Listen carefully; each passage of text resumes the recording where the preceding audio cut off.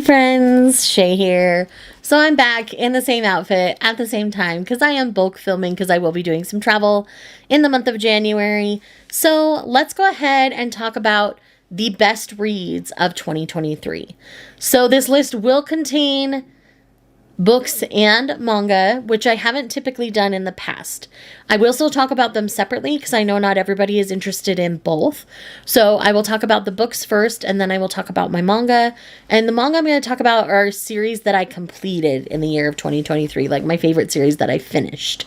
Because I feel like ongoing series, you all know my favorites. Like, I don't need to put that in a video.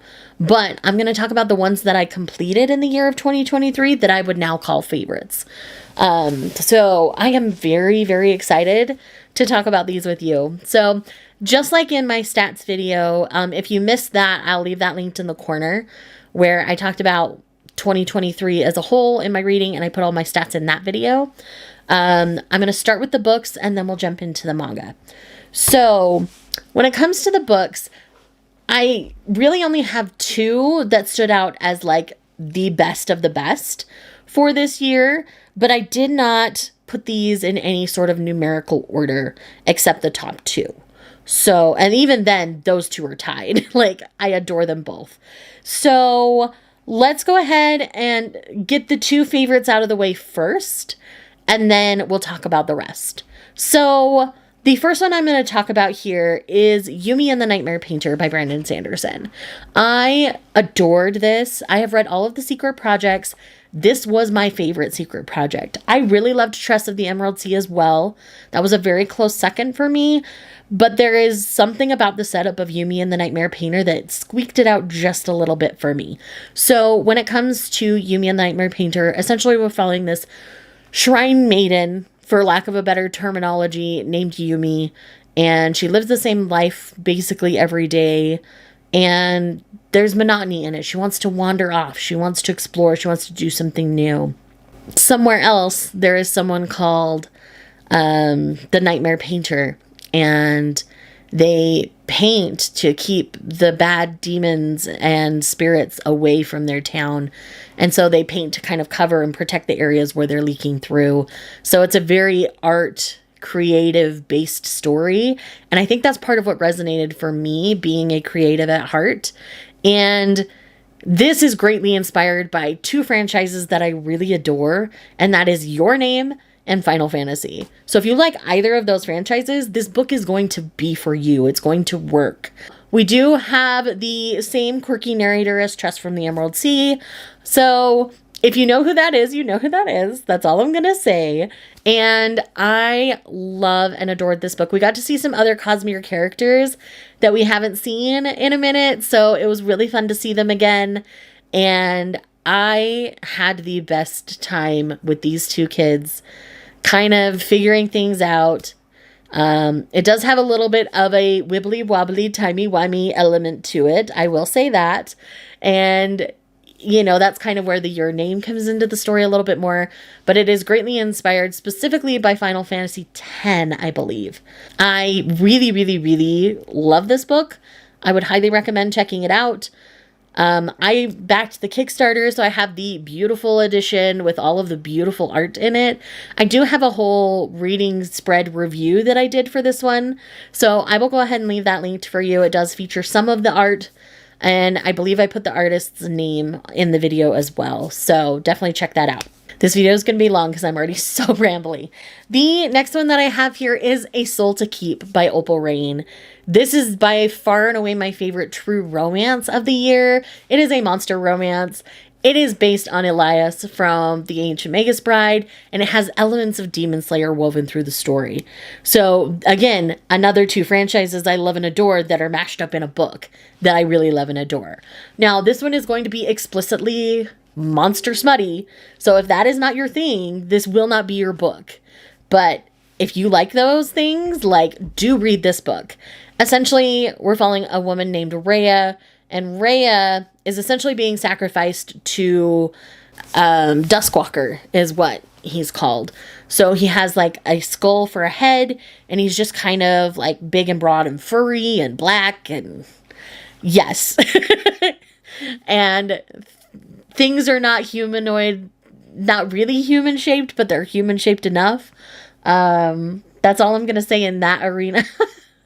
But essentially, this is all about Rhea teaching Orpheus, is his name, more about humanity. And Orpheus has been seeking a bride or a companion for a very long time, but has had this habit of having them scared and they run off and he chases them. And obviously his more monster instincts take over. So Rhea is trying to survive, and it is really like a slow burn angsty thing, but it's also very sensual because there is a ritual to protect her from other demons in the demon realm that they live in. He basically has to wash her with a particular oil, and if she puts it on, like, her human smell gets mixed in, so it's not as effective. So he has to do it for her. So you see where I'm going here. I don't need to say anymore other than please read this series. A lot of people struggle with the second book. I am still in the middle of it. So just know that I believe you can skip that second book. It has some tropes that aren't for everybody. So I believe you can skip it and keep going, but I do plan on continuing on with the series in 2024. All right, the rest of these I feel equally in love with. Those two that I just talked about were my all-time favorites for the year. So the next one I have here is the Heaven Official's Blessing series. I did finish this. This is a Dawn May series, so it's light novels translated from Chinese, and I am obsessed with these two. I love them so much. Their story is too precious for words. I just love them. And this was just heartwarming all around. MXTX, I always pronounce their name wrong, so I just do it in the abbreviated form, so please forgive me for that. They have a way of tearing your soul completely apart and putting it back together through these stories. I also finished Grandmaster of Demonic Cultivation this year. I just was more attached to the characters in Heaven Official's Blessing, so that's why it squeaked ahead of Grandmaster, but Grandmaster was also very good. So if this is a series you've been wondering about, there is an anime. There's 2 seasons out now, so you can kind of check that out and get a good feel for it. In the beginning, you are just kind of dropped in the story and expected to kind of figure it out, but they tell you everything crucial that you need to know as you need to know it. So if you feel a little lost, it's okay. That's normal. Just keep going. I promise it gets better. The next one I have here is essentially as a whole the Prime Mating Agency series releases from the year, but specifically I Married an Incubus. This is the most recent installment in the series, and I feel like with each book it's just getting better and better. Regine Abel, I love you, because there is a way about the way she writes this series for me. These are alien romances in the Prime Mating Agency series. Essentially there is this being named Keog. They're kind of like a Birdman, and they have this knack of being able to set up people with their soulmates. And so they run a mating agency, essentially, where they connect cultures together. So it's mostly been humans with an alien species that they're compatible with, or that they can help, like their version of Star Trek. I don't remember what it's called right now. If I think of it, I'll insert it here. But anyways, in this particular one, we have a woman who's been imprisoned wrongly.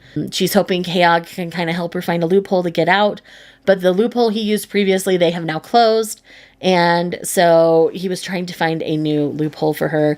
And so she ends up married to one of the wardens of this prison world that she's sent to. That's essentially like a Guantanamo Bay here in the US. So it's where the worst of the worst, traitors and stuff go. And she was wrongfully accused of crimes, and so she ended up there, and he agrees to marry her, but he wants to, he thinks it's going to be awful and that she is actually guilty. But after spending 10 minutes with her and kind of tasting her essence to kind of taste her truth, he knows that she was done dirty and done wrong. And so he does everything he can to treat her good from that point on and to help her solve the problems because it's a corrupt government official that she was about to expose that ended up sending her to this prison. So it's really, really well done. I love the politics of this particular one. It worked really well for me. The next one I have here is Two Wrongs Make a Right by Chloe Leese. Now, this was my first Chloe Leese novel. I have since read 2 more. I plan on reading lots more Chloe Leese in 2024. This particular one is a Much Ado About Nothing retelling.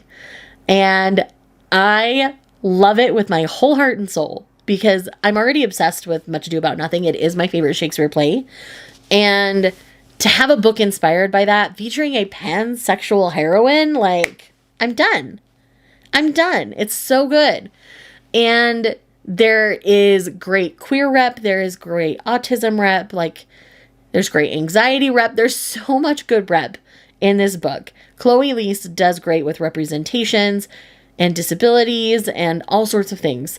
But I love this book so much. I know not everybody gets along with these characters, but again, they are Beatrice and Benedict from Much Ado About Nothing for me. So it worked really well for me. It played into everything I love. And yes, love, love, love them.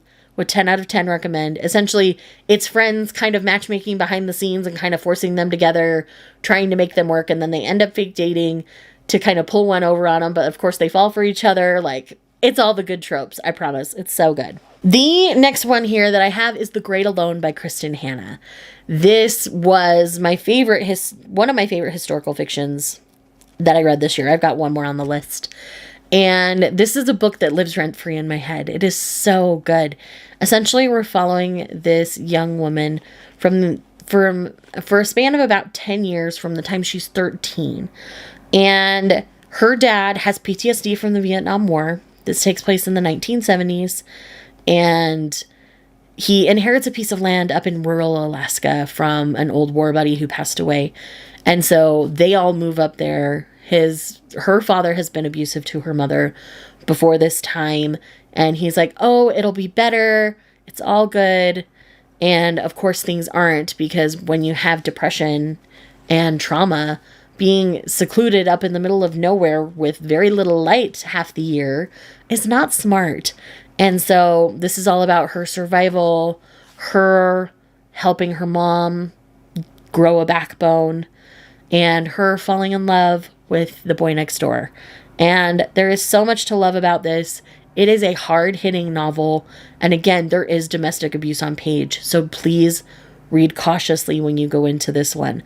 But like I say, this book still lives rent-free in my head at times. The descriptions of rural Alaska are beautiful. You feel the desolation that our character feels in being so secluded, because the father even tries to seclude them from their own community. So it is really, really dark. So do know that going in, but still so good. All right, the next one, we're going to go to a lighter book here for a minute, and I'm going to talk about The House Witch Universe by Del Mock. So I read 5 books in this world in the year of 2023, and I gave all of them 5 stars. This is a cozy fantasy series with slightly higher stakes than most cozies, in which we're following a house witch named Finley. Finley ends up working at the castle, because the way their magic works is any place they classify as home is where their magic works. So if they leave their home, they have no magic, essentially. And so it's one of those things where it becomes much more of a political fantasy story, because he, of course, gets in good with the king because he can cook like a magician and cooks amazing food. And it's just about how he connects with all of these people with power, including his romantic love interest. I will not say who that is because I will not spoil that piece. It's fairly obvious as you read it. I mean, it's not earth-shattering or mind-blowing, but man, it's a great time. And these are fabulously narrated on Audible. I think they're Audible originals, so you would have to go to Audible to listen to them, but they are fantastic audio, so I would recommend them. And I'm so excited. The next book in The Burning Witch, which is like the spin-off series in the same world following Finley's daughter, is coming out at the end of the month, and I'm very excited. So You will definitely see more House Witch universe books in 2024 as soon as I can get my grubby little hands on them, because man, I love it.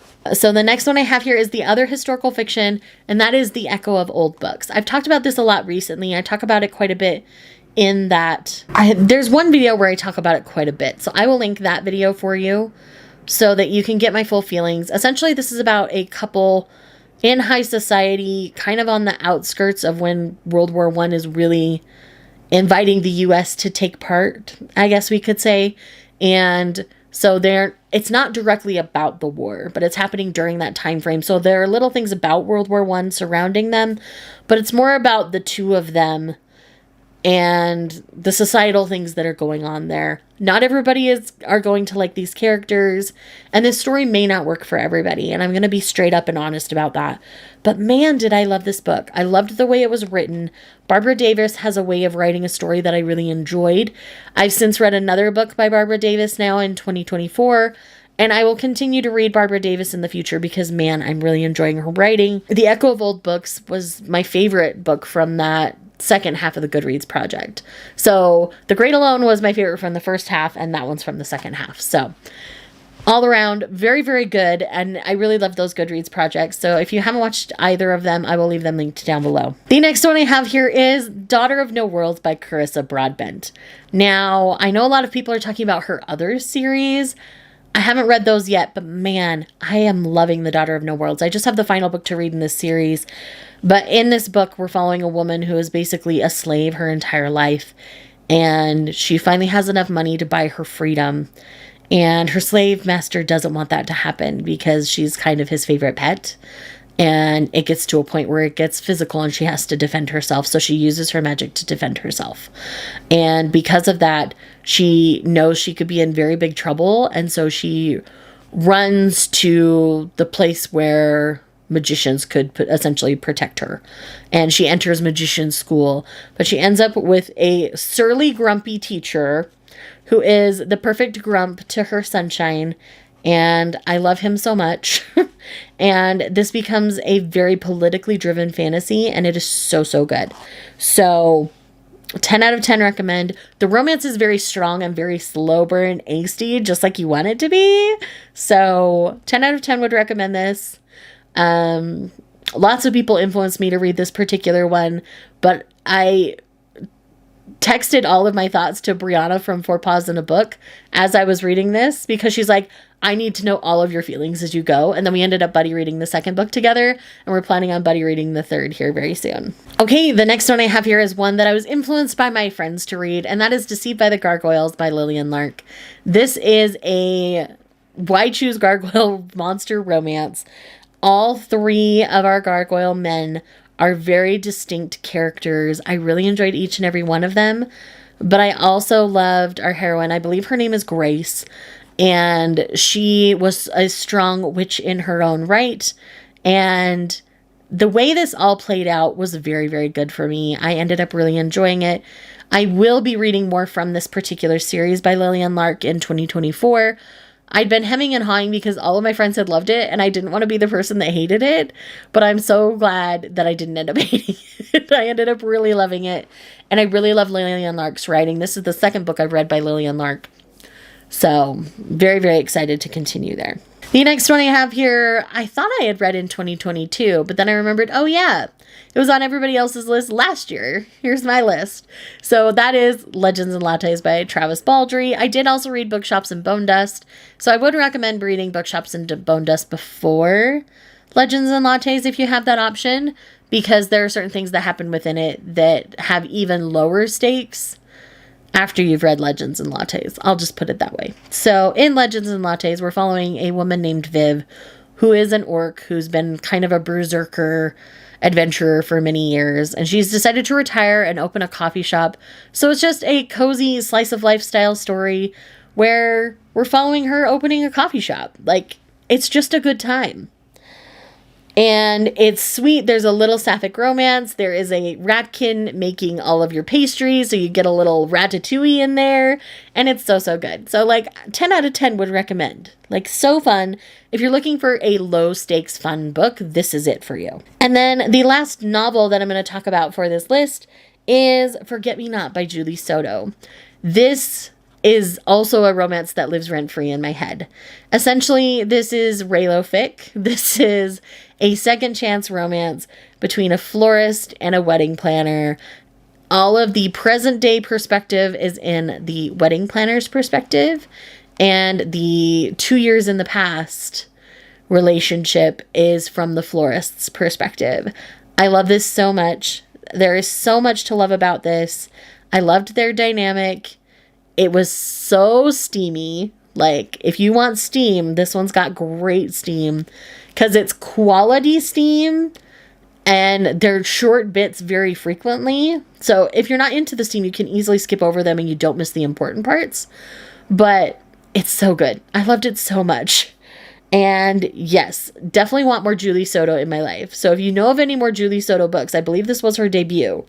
But if you know of any more, or if you know of any more coming out soon, please tell me. I really want to know this. So those are my best novels of 2023. Let's jump into the best manga series I finished in the year of 2023. Alrighty, I don't have these in any particular order. I'm just going to go down the list. So first up here, we have Beastars. Beastars is a series that finally finished early in 2023. I ended up really, really enjoying my time with the series. This is a 22 volume series. It's kind of like Zootopia with higher stakes, I think is the essential way to do it. And it takes place with a wolf falling in love with a rabbit. And they're both in high school, and I really just had a great time with this one. I know a lot of people are like, ew, it's a furry thing, but it's really not. Go ahead and give it a try. If it doesn't work for you, that's fine. But there's a lot going on. There's like a murder mystery. There's politics. There's so much going on within the series. It's way more than just like a high school romance with animals. Like, it's way, way more than that. So please give it a try. The next one I have here is Run on Your New Legs. No one is surprised that this made my list because this is such a powerful and beautiful story about a boy who loses his leg in a car accident, I believe, if I remember right. It's about them getting their hope and getting their love of life back. I'm not going to say too much more than that. It does heavily deal with depression and with the trauma of losing a limb and all those kinds of things. So be prepared for that. But I really, really loved it, and I think everybody should be reading it. So it's a short 5-volume series. It's not a huge commitment. You can probably, hopefully, check it out from a library if you haven't read it yet, because it is a fantastic series. 10 out of 10 recommend. The next one I have here is another 5-volume series, coincidentally, and that is Beauty and the Beast of Paradise Lost. I am a Beauty and the Beast stan. I love most things that are Beauty and the Beast troped, but the art in Beauty and the Beast of Paradise Lost is fantastic. The way they're approaching a Beauty and the Beast style story is also fantastic. 10 out of 10 recommend. I'm going to say that about all these manga series, so I should just stop saying that. But this particular one, it's much more fantastical. It's like a floating castle island rather than a hidden castle. And the heroine experiences a lot of self-deprecation, or experiences a lot of self-loathing because of things she's told constantly from growing up. And it's the mystery about her mother and this mysterious beast, and it's so good. Like, I don't want to say too much more because it is only 5 volumes. So please read this. I love it. Please do. The next one I have here is Demon Slayer. I read the entirety of Demon Slayer in 2 days. I vlogged it. I'm going to leave it right there. But in this story, it is so good. It's so widely popular. I don't think I need to explain it here. But just in case, in this, we're following a teenage boy named Tanjiro who comes home from going down the mountain to get supplies for his family one day to find his family has been murdered by demons. He has one sister that's still alive. He's trying to save her, but she has been transformed into a demon. She hasn't eaten anybody yet, so she can be saved, essentially. And so this story is the journey of Tanjiro and his sister Nezuko finding their way to getting her back to being human. It's done in such a beautiful and poignant way. In its own way, it is also very political. So I tend to like things with political ties to them. So just know that. And I really, really loved this series. It surprised me. I didn't think I was going to love it as much as I did, but I would definitely recommend the series as a whole. And again, it's a 23 volume series. You can get it all in a box set if you like, or most libraries should have it, or you can, I believe you can read it all in the Shonen Jump app still. So there are ways to access the series for little to no cost, and I would recommend doing that because it's absolutely fantastic. The next one I have here is Requiem of the Rose King. Y'all have heard me talk about this series for years now, literal years. And it finally finished this year. And I am really pleased and happy with how it ended. Where it's based on history, we knew where it was going to end eventually. But I really loved the approach that Ayakano took to the story. Would definitely recommend it. I'm planning on rereading it in the next year. If you want me to do something like a read along with it, I would love to do something like that. Just let me know down below if you're interested in that. Oh, by the way, this is essentially the War of the Roses, Richard III, Henry VI, mashed up all into one story. It's brilliantly done. And the art is stunning. So please, please, please, please read this series. The next one I'm going to talk about is a classic series that I finally got around to reading. I've watched all of the anime, but I wanted to read it. And that is Inuyasha by Rumiko Takahashi. I finally read all of Inuyasha this year, and I loved it. Again, I like Inuyasha and Kagome. Kikyo's around too long, in my opinion, and I will always feel that way. The cycle with Kikyo happened one too many times for me. Well, like 3 too many times, if I'm honest. But with that said, outside of that, I love all the characters, and I really just had a great time. I don't have a lot of interest in Yashahime at the moment, but Inuyasha is really good. I really love the characters. I have my Kilala earrings in actually today, so I didn't plan that. It just happened. The next one I have here is Orange. So the true final volume of the Orange series came out this year. That's why it made this list. I feel like that last volume actually gave me the pieces that I needed to finish out everything from the series. And I really had a good time with it. I would definitely recommend checking it out. Again, this is a series I've talked about a lot on the channel. I'll leave one of my reading vlogs in the corner for you, or down below if there's no room in the corner. And this final volume just had everything clicked together and was more like an epilogue, and it worked really well for me. The next one I have here is Changes of Heart. This is a josei series that kind of swept the online community, and it's a 9-volume series. The canon story is done in 8, but this is about childhood friends who, after she is broken up with, he says, well, why don't we have sex? And they do. And then they kind of work backwards and work on having a relationship together. And I really loved it. It is so steamy. It is so good. I love the art. I love everything about this. If you have not tried Changes of Heart, definitely do. And yes, just yes. All right. I've got a few left. We're almost done. I know this video is long already. The next one I have here is a digital jail shoujo series that I love and adore, and that is My Pink is Overflowing. Essentially, we have a pervy teenage girl who has crushes on guys, like, in a, like, white button-up shirt and a tie. Like, it's just her catnip, it's her kryptonite, whatever you want to call it.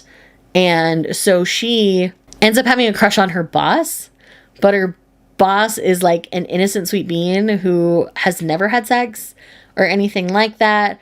And so it's about their relationship together and how that all works. And it really worked well for me. I really enjoyed it. This is a 6-volume series, if I remember correctly. So definitely a short and small investment. And I got the first few volumes when they were on sale, so just wait for Kodansha to put them on sale and pick it up then, but it's so, so good. The next one I have here is a really sweet one that I've been putting off finishing, and that is Nicola Traveling Around the Demon's World. So this is only a 4-volume series. It's a very short seinen series that's very slice of life. It's about this little girl who stumbles into the demon world going to look for her mother, and about the demon that kind of takes her around and takes her on an adventure, and they become really good friends. His name is Simon, and it's just about their journey together, and I loved everything about this. It's so sweet. There are some stakes to it, but they're fairly low, and it was just a good time, and you got a tour of the demon world in a really cute and fun way. Artistically, it actually has brown for the ink instead of like a gray or a black, and I really appreciated that because it gave it all just a little bit of a softer feel, and I really had a good time with that. The next one I have here is I'm Kinda Chubby and I'm Your Hero. This is a really sweet boys love story that's 2 volumes about a chubby actor and a baker having a relationship together, and about what they mean to each other and how they inspire one another to be better at their respective jobs. It is seriously the sweetest thing. Like, it's so sweet it will give you a toothache. It is not a steamy story, so if you want zero steam, this is a great one for that. And they're just really sweet and really precious, and I had a great time with them. So I highly recommend getting to know these 2 and checking it out. Even if you just sit in the bookstore and read it, like, please do. I love these characters so much. The next one I have here is Miss Mia's and Wants to Get Closer to You. This is a 4-volume series about a boy who likes Yakuza-related things, kind of has that tough exterior, and the girl who looks soft and meek. They have crushes on each other, and so they're trying to get to know one another better by trying to get into what they think the other is into. So it's really cute and kind of awkward because she'll like randomly drop things from Yakuza movies, like random lines, and he's like, wait, did she really say that? Is that what she meant? Like, and he just is really sweet and goes out of his way to be really cute to her. And I really had a great time with these 2. They're absolutely adorable and precious. I love them so much and would definitely recommend spending a little time with them. And then last but not least for this list is Love After World Domination. I've talked about this one quite a bit. This is a, I believe, seinen series that's 6 volumes long. It's stuck in digital jail, and it's essentially like if the Red Ranger and a villainess had a relationship, that is this book, and they are so sweet. She just wants to be a girly girl, but she has this like tough like reputation. It's really cute. I really like them. It's a really sweet high school story, packaged in a really kind of quirky way. I highly recommend checking this one out. I've talked about it quite a bit. So please, please, please. It's 6 volumes. It's stuck in digital jail. Go give it some love. I would love to see it printed physically because it is good enough. It is worth that. So thank you so much for watching this video. I know it's been super long and I'm sorry about that. But if you are here just because you love me, leave me your favorite pink colored emoji and I will see you guys in the next one. Bye.